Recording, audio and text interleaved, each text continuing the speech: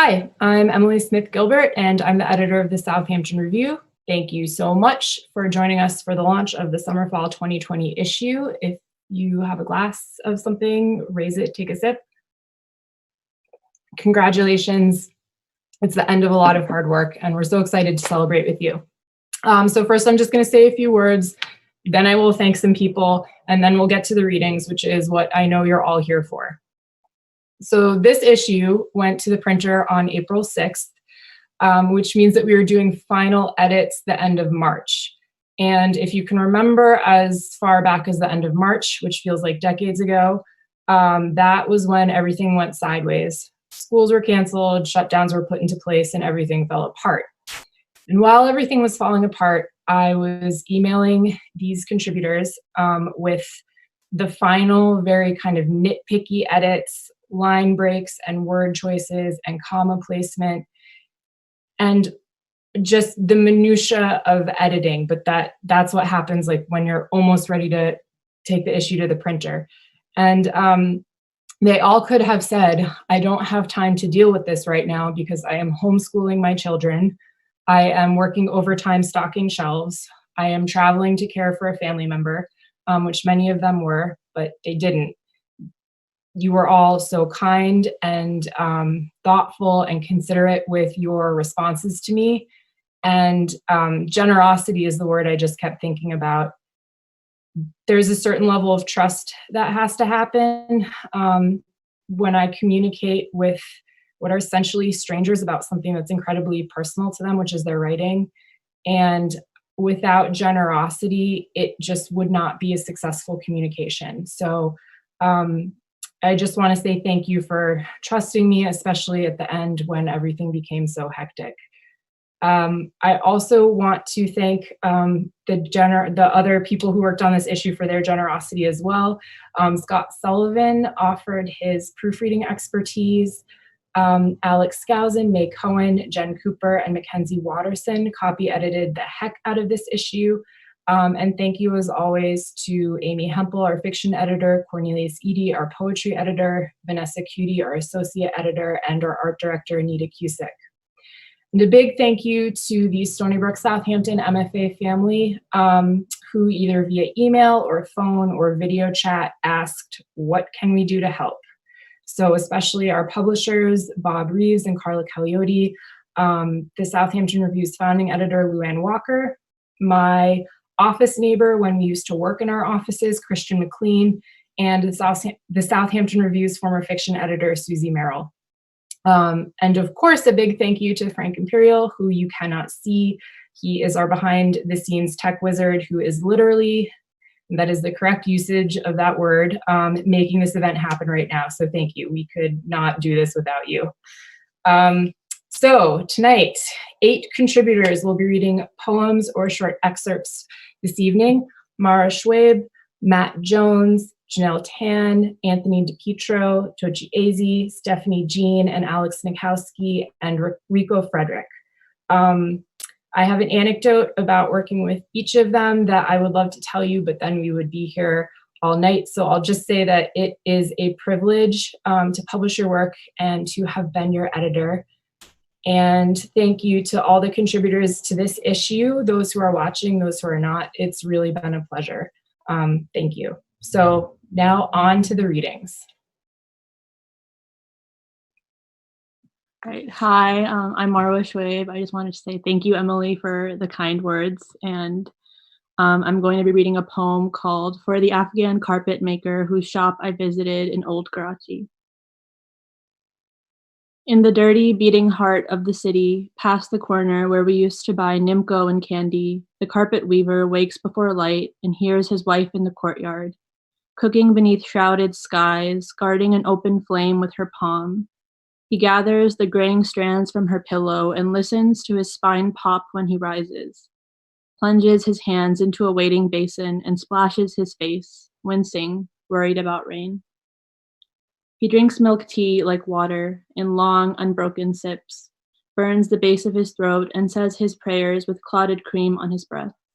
It's a 2-mile walk to work and he takes it quickly, waving to his friend who cuts hair, who fries samosas, who sells newspapers. His shop is small, shuttered between a ladies' parlor and a Western Union. Out front, on wooden frames, he has stretched a red wool Adruskin, the very same he is quick to tell customers that once laid on the floor of his boyhood home in Herat. Lifetime guarantee, he liked to say, grinning, covering with one hand the gap in his teeth. He spends the morning bent over his work, binding fresh-dyed fibers into invisible knots with long, deft needles. The air is dense, coating the skin of his neck, sticking to his forehead, glistening. He sings to himself, quietly, the Persian songs from his mother's tongue, the poems his grandmother used to recite before and after meals. He remembers the dishes laid out on the floor, the ceramic water pitcher, yogurt and mint, currants in the rice, the unleavened bread. Call to prayer rings out from the mosque at the corner, returning him to himself. He goes to wash, scrubbing the dye from his hands until the water runs clear. He closes the shop and walks down the street, shaking hands with men he has known most of his life, who have become like brothers these years away from home. The mosque is always crowded at this time. Overhead, the rhythmic clicking of a fan, one blade broken, its meter thrown off. In a long line of men, pressed shoulder to shoulder, he wills himself to think of God and not of war. After, he will walk back and open the store, pick up where he left off. The carpet, when finished, will tell a story in perfect symmetry. It will be wrapped up in canvas, then cardboard, shipped off to a store on the other side of the world, sold to some couple with a toddler and a dog.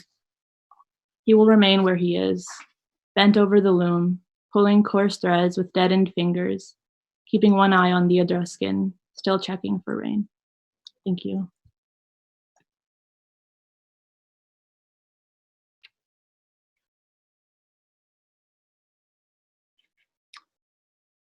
Hi, my name is Matt Jones, and I'm going to read to you my short story. It's called Before Dawn. My older brother, after drinking a little one night, came home and forgot to put his car in park. He stumbled inside and passed out on the couch downstairs with his shoes still on, and his car, a 2007 Toyota Camry that once belonged to our uncle who had to stop driving because of his cerebral palsy, started rolling down the hill. It popped the curb going 30-ish and crossed from one yard to the next before colliding with the house at 3314 Allington Drive, which was the exact same as our house. Same layout, same square footage, different colored brick. The entire neighborhood a never-ending reflection of itself. And you would think, okay, the car hit the front bottom corner of the house. That's storage. That's the crypt of old treadmills and infomercial workout gear, and maybe some American Girl dolls sealed in plastic wrap because your mother bought them from a friend at 3314 Allington Drive who discovered bed bugs in her own house, which, much like ours, had the same floor plan. Except that front corner room, the friend used as a sort of sewing sanctuary. So you have to figure that if a car is going to connect with any part of the infrastructure, then that front corner room is best. But what if that friend has family visiting from out of town? Say a sister and her kid, but not the husband, because he's still back in Robinwood because they've had a fight. Too many fights to count, really. But this one was particularly bad, hence the separation, the need for space, the lack of it. Their suitcases stacked sloppily beneath the window that looks out onto the front lawn, an air mattress blown up on the floor, an old crib brought back in from the garage, and just up the street, my brother sleeping like a baby. Thanks.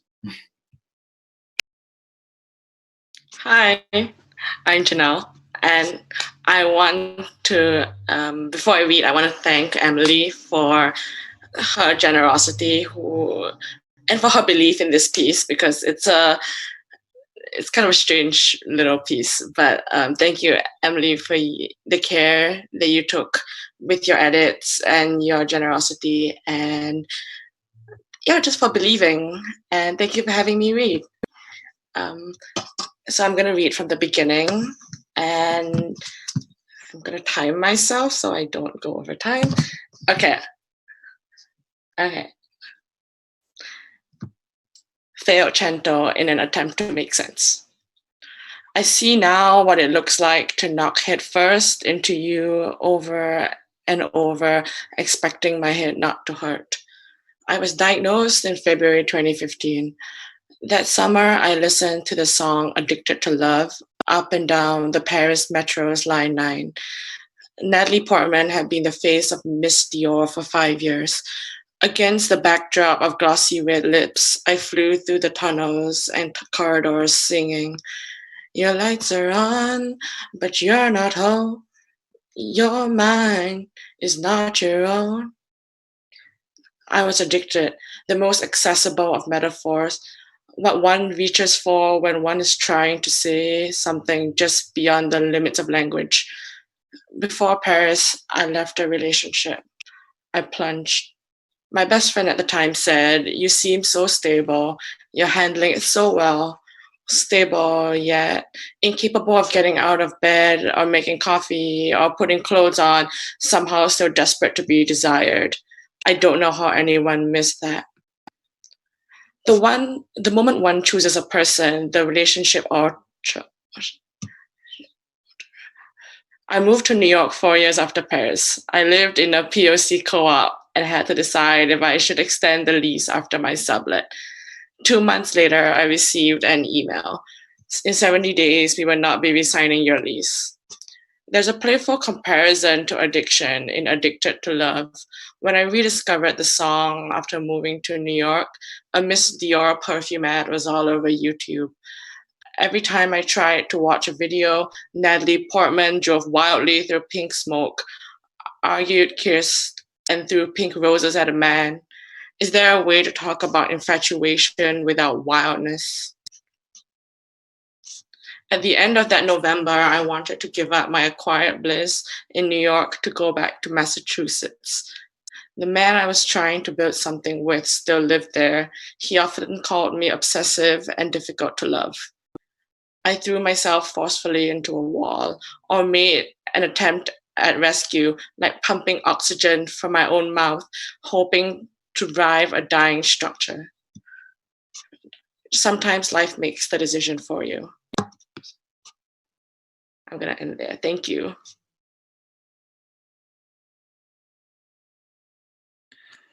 Hi, I'm Anthony DiPietro. I'm here in Cambridge, Massachusetts, but I'm a Stony Brook University MFA alumnus, graduating in 2018, and I'm keeping an eye on the chat and another screen, and it's great to see all the familiar names whose faces I can picture.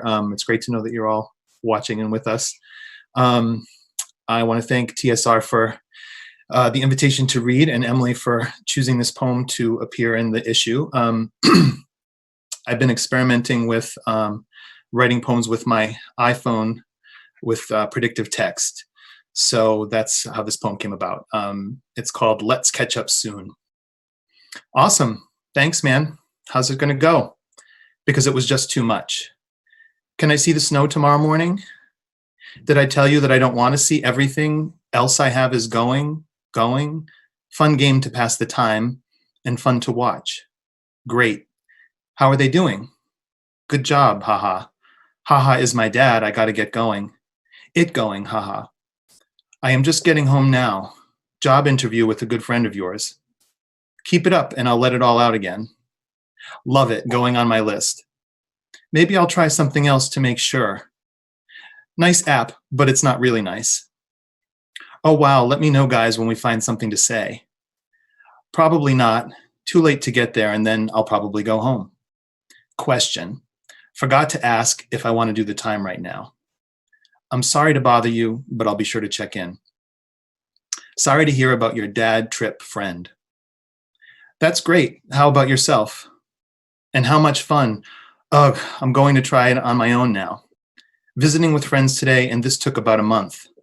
Well, that's cool, sunglasses emoji. I'll be in the shower. Exactly what I'm saying. It is true, and I appreciate that. Yes, I'm sure they were just lying, but it wasn't right. Zero chance of that. Thank you.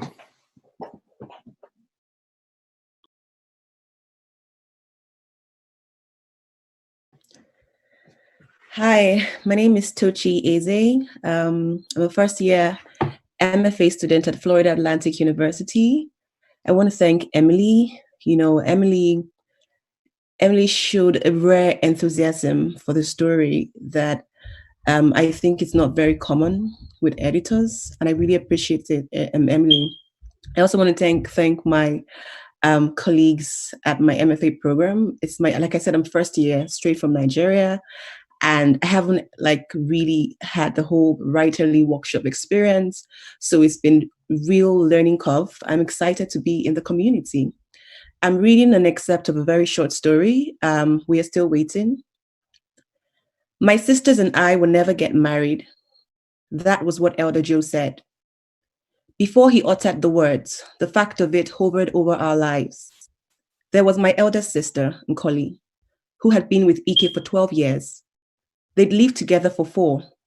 She'd aborted 3 babies. And one time, when they were both without work, they squatted in our flat for 8 months. Still, early last year, Ike went and paid the bride price of a small university girl. They say she was 22, and that he did it because Nkoli, now 36, had killed too many babies to still be able to have her own.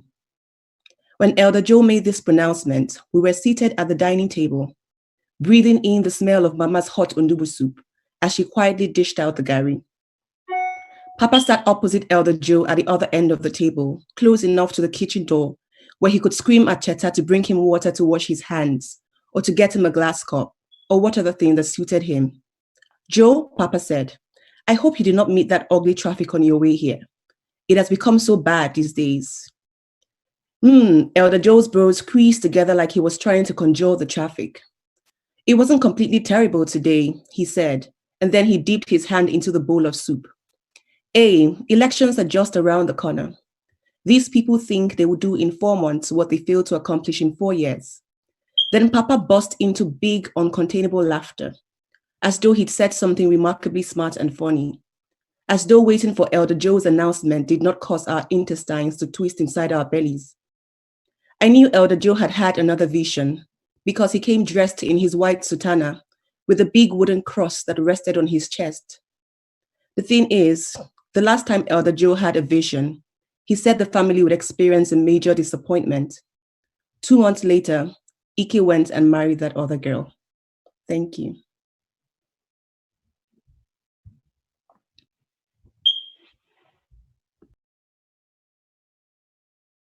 Hi, I'm Alex. I guess I'm supposed to. I'm going to say thank you before I start. I'm going to say thank you to Emily for seeing something of this piece and working with it. Yeah. So I'm going to read from. I'm not going to read from the beginning. I'm going to read from a little bit into my short story Vito, which is appearing in this issue.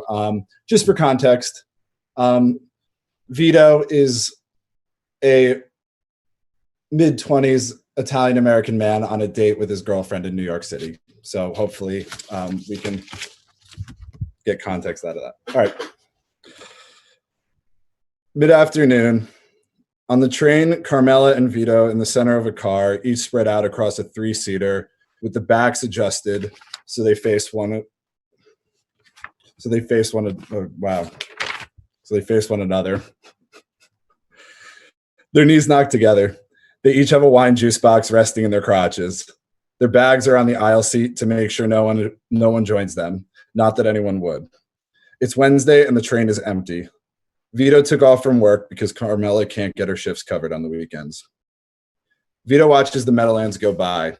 He's finding something beautiful in the landscape right now, in the hibernating estuary, cold under the gray sky. He's never noticed it before. A word comes to him he thinks, from school from years ago. It's liminal. He cannot remember the exact definition, but knows it means a place between the natural and industrial. That's what the overgrown factories look like. A composite of manufacturing and the marsh. Something uniquely its own, but still showing the mark of what produced it. It's like a child, this space, that bears the traits of both parents. A child like what he and Carmela could create one day. The train passes scrawls of graffiti under the highway beams. The idiosyncratic calligraphy is written on sunken concrete, half submerged in tepid pools of water, covered by reeds and lily pads. These words must have meaning. He feels it, knows it's there. He holds up his phone for a picture, maybe posts something with the caption, "The piss paisano taking in the sights," but he notices Carmela on her phone and this distracts him. He points the lens toward her. She's scrolling through something, unaware she's on camera. Carmela on the screen is not like when the camera is pointed back at him. It must be the way the lens functions when facing outward. Through it, she looks the same to him, nothing flattened or squared off. Her earrings have depth, her hair is freshly dyed. It flows down to the shoulders of her leather jacket, like an exposed wire conduit connecting her body to her head. He can see inside of her how everything fires through her nervous system. Thank you.